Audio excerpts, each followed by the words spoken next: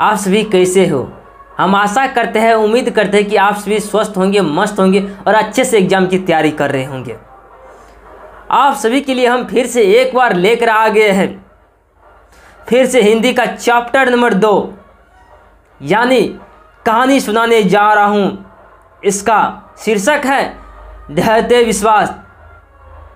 यानी ये ढहते विश्वास का हम पूरा आज कहानी पढ़ाएंगे, आप सभी को बताएंगे कि इसमें किस प्रकार की घटना घटी है, क्या घटना घटी है, इसका लेखक कौन है, इनका अनुवादक कौन है।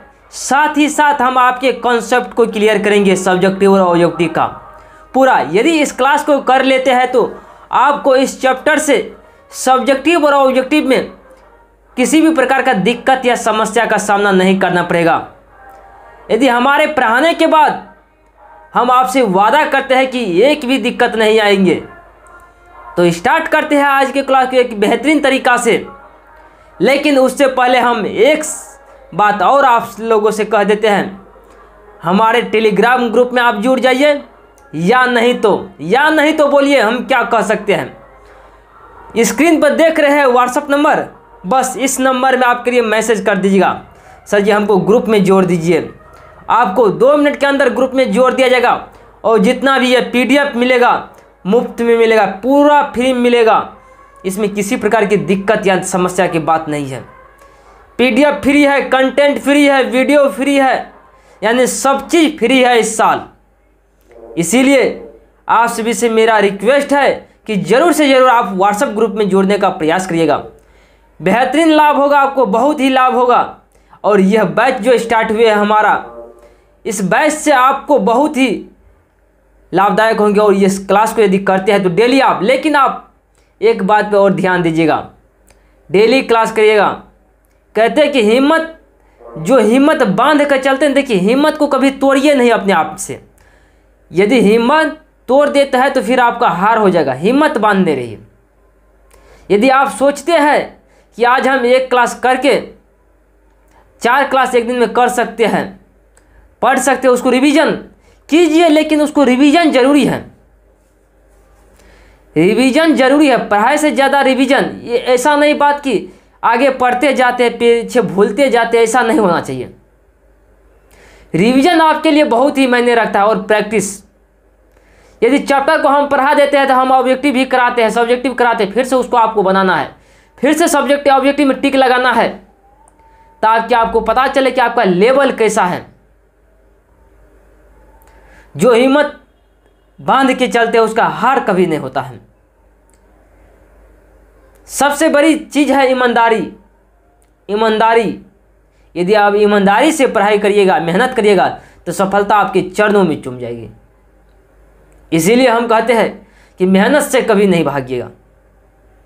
अभी आप लोग मेहनत के दौर में है, इसीलिए मेहनत से भागना आपके लिए कायरता कहलाएगा। इसलिए कायर नहीं बनिएगा, मेहनत से हमेशा डटे रहना है, कभी पीछे नहीं हटना।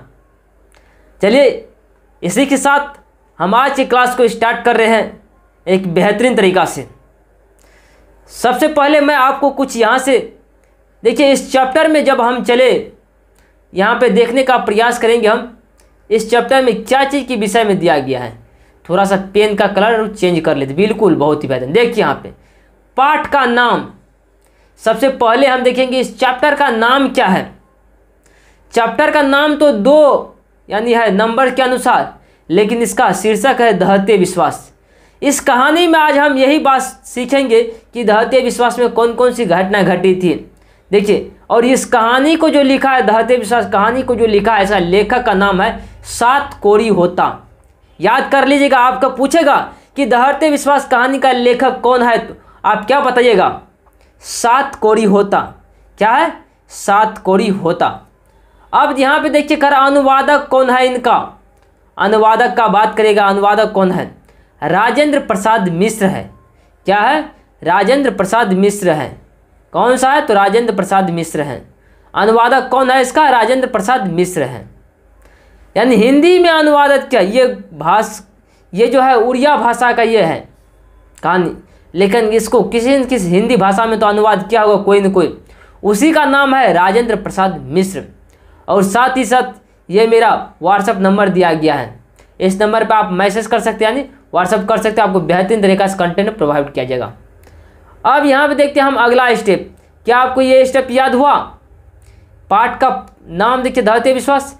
धरती विश्वास कहानी का लेखक सातकोरी होता। हिंदी अनुवादक कौन है? राजेंद्र प्रसाद मिश्रा है। कौन है? राजेंद्र प्रसाद मिश्रा है। अब अगला नंबर पर चलिए।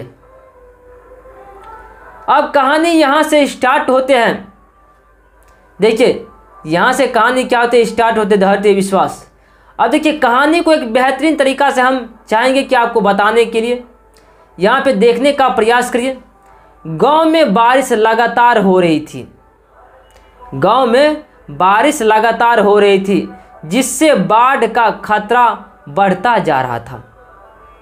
देखिए कह रहा है एक गांव था, गांव में बारिश लगातार हो रही थी, जिसमें बाढ़ का खतरा बढ़ता जा रहा था।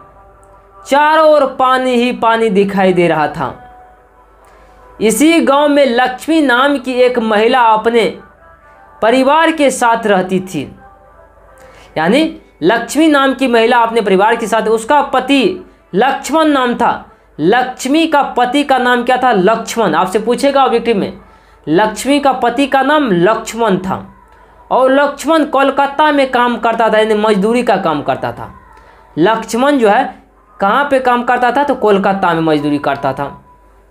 और वह खुद गांव में तहसीलदार के यहाँ काम करके अपने परिवार का भरण पोषण कर रही थी। लक्ष्मी जो है, जब उनके पति की कमाई से उनका घर जो अच्छा तरीका से नहीं चल पाते थे, वह गांव के तहसीलदार साहब के यहाँ काम करके अपने परिवार का पालन पोषण करती थी। उनके पास थोड़ी सी फुतैनी जमीन थी, यानी उनके पूर्वज, यानी देखिए यहाँ पे पूर्वज जमीन दिए थे उनको, लक्ष्मी को, जिस पर वह अपने बड़े बेटे अछूत के साथ खेती करती थी। आपसे पूछेगा ऑब्जेक्टिव में लक्ष्मी के बड़े बेटा का क्या नाम है? तो अछूत बताइए। क्या नाम है? अछूत नाम था उसका। और वह अछूत के साथ क्या करता था? उनके पूर्वज जो खेत छोड़ गए थे करीब 1 बीघा, उसी में क्या करता था? अछूत के साथ खेती करने का काम करता था लक्ष्मी। अब यहाँ पे देखिए, कर लक्ष्मी के घर के पास 3 बड़े बांध थे। क्या थे? लक्ष्मी के घर के पास 3 बड़े बांध थे। देवी बांध, दलई बांध और महानदी पर स्थित हीराकुंड बांध। आपसे पूछेगा हीराकुंड बांध किस नदी पर है? तो आप बताइएगा महानदी पर है। देखिए बारिश के कारण पानी का स्तर तेजी से बढ़ रहा था। अब क्या होने लगा? इस गांव में बाढ़ का स्तर तेजी से बढ़ रहा था और गांव में बाढ़ का खतरा मंडरा रहा था। गांव में जब बारिश काफ़ी अधिक हुई तो गांव में बाढ़ का खतरा बढ़ रहा था। गांव के लोगों ने पंचायत बुलाई। जब बारिश काफ़ी हो गया तो क्या किया? पानी से तबाह जो हो गया, बाढ़ से लोगों तबाह हो गया, तो पंचायत बुलाई, जिसमें एक पढ़ा लिखा युवक गुणनिधि ने स्वयंसेवक को एक दल बनाया। स्वयंसेवकों का एक क्या दल बनाया। उसने सभी को संगठित कर बांध को मजबूत करने का प्रयास किया। अब एक पंचायत बैठती है उसमें, यानी स्वयंसेवकों का दल का एक गठन होता है गुणनिधि के द्वारा, और उसमें क्या होता है? संगठित होकर बांध को मजबूत करने का प्रयास किया। लेकिन पानी के लगातार बढ़ने के स्तर के कारण स्थिति नियंत्रण से बाहर हो गई। क्या हुआ? नियंत्रण से बाहर हो गया, यानी पानी को रोक नहीं सका, काफ़ी अधिक हो गया पानी। अगला नंबर पे देखिए। अब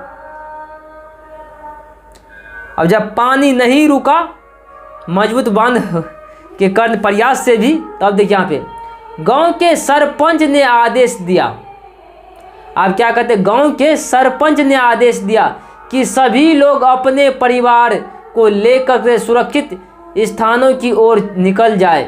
यानी गांव के सरपंच जो वहाँ के थे, लक्ष्मी के गांव के सरपंच ने आदेश दिया लोगों को, सभी लोग अपने परिवार को लेकर के सुरक्षित स्थानों की ओर निकल जाए। गुणनिधि गांव में दौड़ दौड़ कर सभी को सतर्क करने लगा कि आगे भागो, बाढ़ आ रही है। गुणनिधि ये क्या था, बांध की जो रक्षा कर रहा था, वे लोगों को यानी आवाज़ लगा के कर रहे थे कि बाढ़ आ रहा है, कि भागो। लक्ष्मी भी अपने बेटे के साथ भागने लगी। अब बेचारी लक्ष्मी क्या करती, गुणनिधि किसका बेटा था, तो लक्ष्मी का ही बेटा गुणनिधि था। कर लक्ष्मी भी अपने बेटे के साथ भागने लगी, लेकिन वह अपने बेटे अछूत के लौटने का इंतजार कर रही थी।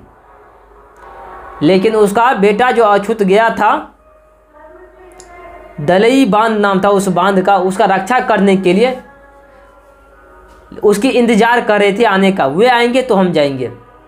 उसने अपनी बकरी और भैंस को खोल दिए, यानी क्या किया, उसके पास जो बकरी था, भैंस जो था, उसके गाय को रस्सी को क्या किए, खोल दिए, ताकि ये जो है बांधे रहेगा तो डूब करके मर जाएगा। इसीलिए वो जब भाग जाएगा तो हेल करके कहीं ना कहीं चले जाएगा, ताकि वे खुद को बचा सके। इसी बीच उसने अपने छोटे बेटे के रोने की आवाज़ सुनाई दी। अब क्या हुआ, अपने छोटे बेटे की क्या हुआ, आवाज़ सुनाई दी। वह जल्दी से अपने 1 साल के बेटे को, 2 बेटियों को लेकर भागने लगी। क्या किया, अब लक्ष्मी भी भागने लगी।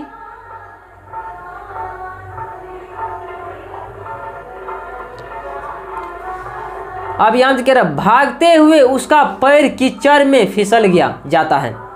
और भागते हुए क्या होता है, उसका पैर जो है कीचड़ में पिछल जाता है, लेकिन वह साहस नहीं हारती।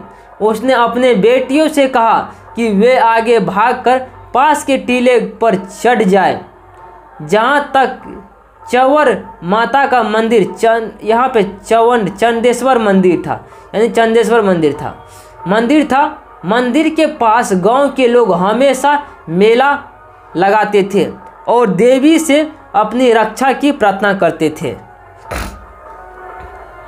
अब यहाँ देखिए इस बात को जरा सा, लक्ष्मी जैसे जैसे एक बड़े बरगद के पेड़ के पास पहुँची। अब लक्ष्मी क्या हुआ, भागते भागते एक बरगद के पेड़ के नीचे पहुँची और पानी का स्तर बढ़ता देखकर पेड़ पर चढ़ गई। जब पानी का स्तर काफ़ी बढ़ने लगा तो क्या क्या पेड़ पर चढ़ गई।